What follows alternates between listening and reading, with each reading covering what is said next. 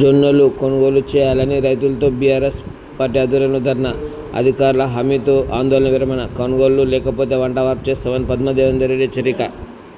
మెదక్ జిల్లా రామాయంపేట మండలంలో జొన్నలు పండించిన రైతులకు ప్రభుత్వాన్ని నిర్లక్ష్యం చేయడం సరికాదని, రైతులు పండించిన ప్రతి పంటను కొనుగోలు చేయాల్సిన బాధ్యత ప్రభుత్వాన్ని మాజీ డిప్యూటీ స్పీకర్ పద్మదేవేందర్ రెడ్డి అన్నారు. జొన్నల కొనుగోలుపై అధికారులు స్పష్టమైన హామీ ఇచ్చేవారు. కలెక్టరేట్ వీడబోమని ప్రభుత్వం స్పష్టం చేయకపోతే బీఆర్ఎస్ ఆధ్వర్యంలో వంట వార్పు నిర్వహించి ఉద్యమాన్ని ఉధృతం చేస్తామని హెచ్చరించారు.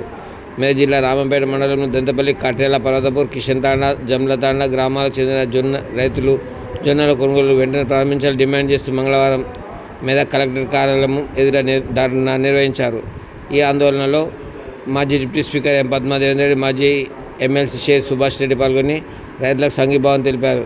మార్కెట్ అధికారులు నాణ్యత, మట్టి పిల్లలు ఉన్నాయనే కారణాలతో ఇప్పటికే కొనుగోలు చేసిన జొన్నలను తిరిగి రైతులకు పంపడాన్ని నిరసిస్తూ రైతుల ప్రభుత్వాన్ని వ్యతిరేకంగా నినాదాలు చేశారు. ఈ సందర్భంగా పద్మదేవేందర్ రెడ్డి మాట్లాడుతూ రైతులకు కష్టపడి పండించిన పండ్ల జొన్నలు కొనుగోలు చేయడం నిర్లక్ష్యంగా వ్యవహరించడం బాధాకరమన్నారు. నాణ్యత పేరుతో జొన్నలను తిరిగి రైతులకు అప్పగించడం వల్ల వారు తీవ్ర ఆర్థిక ఇబ్బందులు ఎదుర్కొంటున్నారని ఆవేదన వ్యక్తం చేశారు. ఈ విషయమై వ్యవసాయ శాఖ మంత్రి తుమ్మల నాగేశ్వరరావుతో ఫోన్లో మాట్లాడే పరిస్థితి వివరించినట్లు తెలిపారు. జొన్నల కొనుగోలు కేంద్రాలు వెంటనే ప్రారంభించి రైతుల పంటలు సేకరించాలని డిమాండ్ చేశారు. మాజీ ఎమ్మెల్సీ షేక్ సుభాష్ రెడ్డి మాట్లాడుతూ ఈ ఏడాది జొన్న రైతులు మార్కెట్ గిట్టుబాటు ధర లేక, ప్రభుత్వ కొనుగోలు లేక తీవ్ర ఇబ్బందులు పడుతున్నారని, మట్టి పిల్లలనే కారణంతో జొన్నలను తిరస్కరించడం సమంజసం కాదన్నారు. గతంలో మొలకలు వచ్చిన ధాన్యాన్ని కొనుగోలు చేసిన జొన్నలను కూడా వెంటనే కొనుగోలు చేయాలని కోరారు. అనంతరం market DM Balakrishna, DRO Ambadas జొన్నల కొనుగోలు చేపడతామని హామీ ఇవ్వడంతో రైతులు ధర్నాన్ని విరమించారు.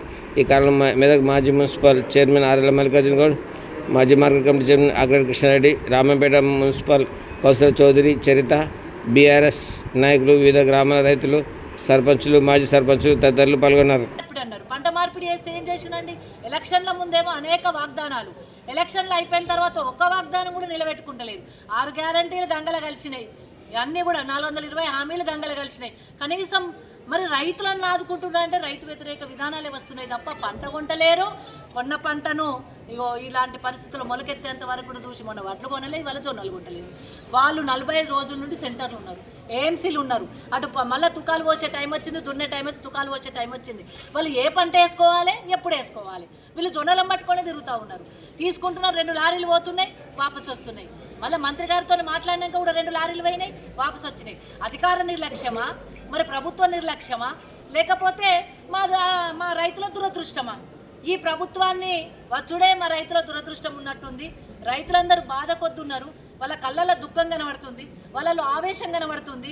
రైతు ఇప్పటికే మరి కుంగిపోయి ఉన్నాడు. ఈ ప్రభుత్వంలో రైతు కుంగిపోయి ఉన్నాడు. ఈ కుంగిపోయిన రైతు మీద మరి బండలు పడ్డట్టు ఈ జొన్నలు కొనకపోవడం ఏంది? జొన్నలు ఎందుకు వేసుకోమన్నారు? అందుకే వాళ్ళు మళ్ళీ జొన్నలు పెట్టమంటున్నారు, మళ్ళీ వడ్లే పెడతామంటున్నారు తప్ప జొన్నలు పెట్టమంటున్నారు. వడ్లకు కూడా మొన్న ఏం చెప్పింది మీ క్యాబినెట్లో? కేవలం కేంద్ర ప్రభుత్వం ఎన్ని కొంటుందో గన్నే కొంటామంటున్నారు. మరి మిగతా వాళ్ళు ఏం పోవాలి? ఎలక్షన్ ముందు తెలియదా మీకు? ఎలక్షన్ల ముందు రాష్ట్ర ఆర్థిక పరిస్థితి తెలియదా? రైతుల పరిస్థితి తెలియదా? ఎన్ని పంట పండుతుందో తెలియదా? ఆ పంట కొనాలని తెలియదా? కొంటమని చెప్పినారు కదా. అందుకే ఇప్పుడు డిమాండ్ చేస్తూ ఉన్నాం, ఏ పంట వండినా కొనాల్సిన బాధ్యత ప్రభుత్వానిదే. ముందుగా రామాయణపేట మండలానికి సంబంధించి కాట్ర్యాల, దంతపల్లి, పర్వతాపూర్ తాండాలలో పండించిన జొన్నలను కొనండి. లేకపోతే ఈరోజు ఇక్కడే ఉంటాం, కొంటమని హామీ వచ్చేంత వరకు ఇక్కడే ఉండి వంట వార్పు భోజనం అన్నీ కూడా ఇక్కడే వేస్తాం. మా రైతులందరూ కూడా బాధపడుతున్నారు. 45 రోజుల నుండి తిరిగి ఏం చేయాలో అర్థం కాక మరి మన కేసీఆర్ సార్ ఉన్నప్పుడు ఇట్లా లేదమ్మా, మరి ఇప్పుడైతే అంత గోసు ఉన్నది, బాధ ఉన్నదని చెప్పేసి ఈరోజు కలెక్టరేట్కి రావడం జరిగింది. కలెక్టర్ గారు లేరు, డిఆర్ఓ గారు వచ్చినారు. మా చేతిలో లేదంటున్నారు. ఇక మీ చేతిలో లేనప్పుడు మేము ఈయన వండుకొని తింటాం, వండుకొని భోజనాలు చేసుకొని ఇక్కడనే మరి రైతు వచ్చేంత వరకు యాక్సెప్టెన్స్ అంటే మేము కొంటామని వచ్చేంత వరకు ఈయనే ఉంటామని చెప్పి కూడా ఈ సందర్భంగా తెలియజేసుకుంటూ మరి ఇంకొకటి ఏం చెప్తున్నారు, శుభ్రం చేయమన్నారు. శుభ్రం చేసిన జొన్నలే ఇవి, శుభ్రం చేసి తీసుకుపోయినరు, రిజెక్ట్ అయ్యి వస్తున్నాయి. రిజెక్ట్ అయ్యి వచ్చి ఏం చేస్తున్నారు, మళ్ళీ అందులో కలిపేస్తున్నారు. ఏ బస్త ఏరుడైతే ఎవరి వల్ల కాదు, జాలి పట్టిండ్రు. ₹1 తక్కువ ఇచ్చినా సరే తీసుకోవాలి. తడిచిన వాటిని కొట్టలేమా, మొలకొచ్చిన వాటిని కొట్టలేమా? అట్లనే ₹1 తక్కువ ఇచ్చినా సరే కొనాలి, కానీ అసలే కొనమని చెప్పి రిజెక్ట్ చేస్తే 45 రోజులు పడిగాపులు కాస్తున్న రైతు. మా అక్క చెల్లెళ్ళు అయితే పాపం వాళ్ళు సతికిని పట్టుకొని వచ్చి అక్కడ కూసుండి తిని ఎప్పుడు కొంటారని చెప్పి రాత్రి వాళ్ళు అక్కడే ఉంటున్నారు. కాబట్టి దయచేసి జొన్నలు కొనాలని చెప్పి డిమాండ్ చేస్తున్నాం, లేకపోతే ఇక్కడే ఉంటాం, ఇక్కడే భోజనం ఇలా కోడి కూర భోజనం పెడుతున్నాం అన్నట్టుగా మన ప్రజలను రైతులను మోసం చేసింది. ఇప్పుడు కూడా గత 2.5 సంవత్సరాలు కూడా ఒక్కసారి కూడా రైతు ఏదైతే బంధు ఇస్తారో కేసీఆర్ గారు ఇచ్చినటువంటి అంతకన్నా ఎక్కువ ఇస్తా అని చెప్పి రైతులందరినీ కూడా మోసం చేసిన విషయం కూడా ఈ రైతులందరూ కూడా ఇప్పుడిప్పుడే గమనిస్తున్నారు. అలాగే మొదటి సంవత్సరం నుంచి కూడా పంటలు కూడా కొనుగోలులో పూర్తి నిర్లక్ష్యం వ్యవహరిస్తున్నారు. గతంలో కేసీఆర్ గారు ప్రభుత్వం ఒక పంట కోతకు వస్తుందంటే దానికన్నా ఒక 3 నెలల ముందు నుంచే సంచులు కావాలా, లారీలు కావాలా, గోదాములు ఎక్కడ ఖాళీ ఉన్నాయి, ఏ ఊరికి ఏ ఆఫీసర్ని పెట్టాలి అని చెప్పి ఒక కరెక్ట్ ప్రణాళిక తీసుకొని ఎప్పుడు కూడా ఇబ్బంది లేకుండా చేసింది. గతంలో ఎక్కడ కనివినరి ఎరగనటువంటి కరోనా కాలంలో కూడా 7,500 సెంటర్లు పెట్టి ప్రతి ధాన్యం కూడా కొనుక్కున్న చరిత్ర కేసీఆర్ది. కానీ ఇప్పటి ప్రభుత్వం వాళ్ళంతా హైదరాబాద్ ల్యాండ్ల మీద పడి అన్ని అక్రమాస్తులు కమిషన్ల మీద ఈ ప్రభుత్వం నడుస్తుంది తప్ప పేద రైతుల గురించి కూడా ఎక్కడ కూడా పట్టించుకుంటలేదు. వీళ్ళే చెప్తారు ఒక విధంగా ధాన్యం ఎక్కువైతుంది, వరి తగ్గియండి, ఇతర పంటలు వేయమంటున్నారు. ఇతర పంటలు వేస్తే వాటి కొనుగోలు విషయంలో అసలు పట్టించుకోవడం లేదు. ఖచ్చితంగా ప్రజలందరూ కూడా ముందు రోడ్ల మీదకి వచ్చి కాంగ్రెస్ నాయకుడు అనేవాడు వస్తేనే చెప్పులు తీసుకొని చీపురు కట్టలు తీసుకొని కొట్టే పరిస్థితి తెచ్చుకుంటుంది ఈ ప్రభుత్వం. ఖచ్చితంగా గుణపాఠం నేర్పిస్తాం. ఇప్పుడు ఏదైతే దంతేపల్లి రామాయంపేట మండలంలో ఆ గ్రామాల నుంచి అయితే జొన్నలు వేసుకున్నారో వాటి అంతను కూడా ఖచ్చితంగా కొనాలి. ఈ సంవత్సరం మనం చూస్తే ధాన్యంలో 7 నుంచి 8 కిలోలు ఒక్కొక్క క్వింటల్కు ప్రభుత్వం వచ్చి 2.5 సంవత్సరాలు అవుతున్నప్పటి నుండి కూడా రైతులు రోడ్డెక్కుడే ఉన్నారు. కేసీఆర్ పరిపాలనలో 10 ఏళ్ళు రైతు ఎన్నడూ కూడా రోడ్డెక్కలేదు. నీళ్ళ కోసం ఎక్కలే, కరెంటు కోసం ఎక్కలే, పంట కోసం ఎక్కలేదు. కొనడం కానీ అమ్మడం కానీ అన్ని విధాలు కూడా రైతులను ఆదుకొని రైతు బంధు వేసి రైతు బీమా వేసింది కేసీఆర్ గారి ప్రభుత్వం. మరి ఈ రోజు ఏమవుతుంది? 2.5 ఏళ్లలోనే రైతు వ్యతిరేక ప్రభుత్వ విధానాలన్నీ కూడా బయటపడతా ఉన్నాయి. రైతు బంధు లేదు, పాస్పేట్ ధర పెరిగింది, యూరియా దొరుకుతలేదు, అదేవిధంగా రైతు బీమా లేదు, నీళ్లు లేవు, కరెంట్ లేదు, గోస పడుతున్నారు రైతు.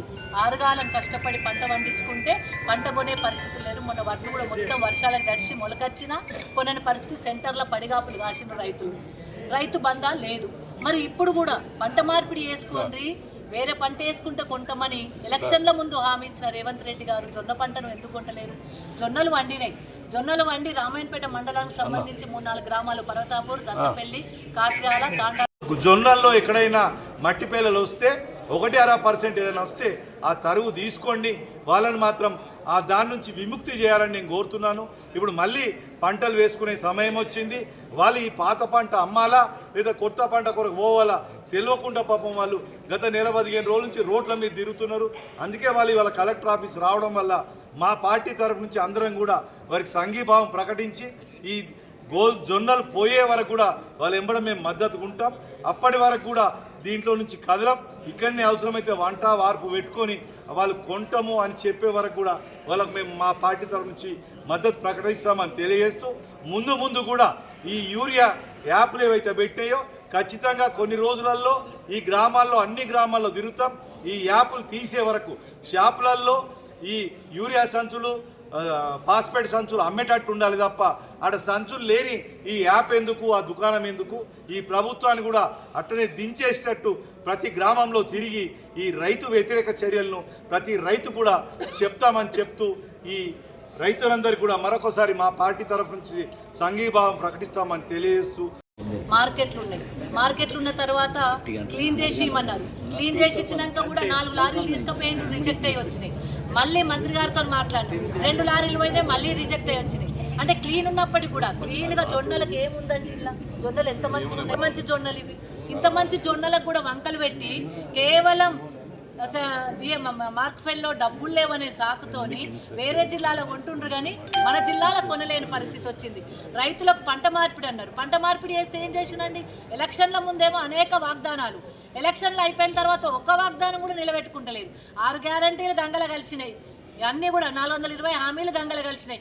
కనీసం మరి రైతులను ఆదుకుంటున్నారంటే రైతు వ్యతిరేక విధానాలే వస్తున్నాయి తప్ప పంట కొంటలేరు, కొన్న పంటను ఇగో ఇలాంటి పరిస్థితులు మొలకెత్తేంత వరకు కూడా చూసి మొన్న వడ్లు కొనలేదు, వాళ్ళ జొన్నలు కొంటలేదు.